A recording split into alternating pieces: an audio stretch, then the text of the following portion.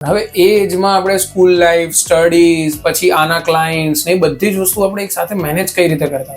Yes, first of all એક benefit હતો કે કોરોના ટાઈમ હતો. કોરોનામાં સ્કૂલ લાઈફ જેવું તો કઈ વસ્તુ હતી.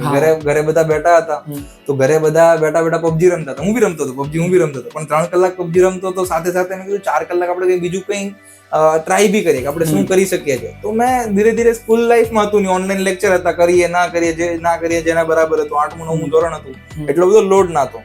પછી જયારે સ્કૂલ લાઈફ થઈ પછી ઓબ્વિયસલી સ્કૂલ સાથે મેનેજ કરવું બહુ ટફ. ત્યારે બહુ ઓછું મેં કરી નાખ્યું હતું, કેમ કે 10મું આવી ગયું હતું મારે. તો પછી 10મા પર ફોકસ કર્યું, કેમ કે તેમાં બી ભણવું જરૂરી હતું. તો થોડા ટાઈમ માટે પછી આ બધી વસ્તુ હોલ્ડ ઓન રાખવી પડી હતી. ઓકે, એટલે 10th પછી આપણે બધું થોડું એડિટિંગ કેમ કે 10th પછીનું મારું કરિયર થોડું ભણવા સાઈડ વધારે ફોકસ હતું, કેમ કે 10thમાં 94 અરાઉન્ડ આવી ગયા હતા મારે પર્સન્ટેજ. તો એ જ પછી આપણે કીધું ભાઈ સૌથી સારો ઓપ્શન છે સાયન્સ લઈને પછી JEE ની તૈયારીમાં ગયા. પછી JEE ક્રેક કર્યું ને તે રીતે આગળ વધ્યા. તો 10th પછી જ્યારે આપણે વિડીયો એડિટિંગ ને આ બધું સ્ટોપ કર્યું અને આપણે સ્ટડી પર ફોકસ કર્યું, તો એનો આપણને સ્ટડીઝમાં શું ફાયદો દેખાયો આગળ 12thમાં અને એમાં?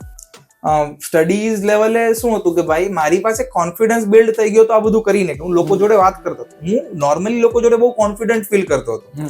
સ્ટડીઝ લેવલે થોડો ટાઈમ માટે એવું રહ્યું કે યાર સ્ટડીઝ કરું છું તો મને પૈસા તો નથી મળતા, ત્યાં કામમાં મને પૈસા જ મળતા હતા.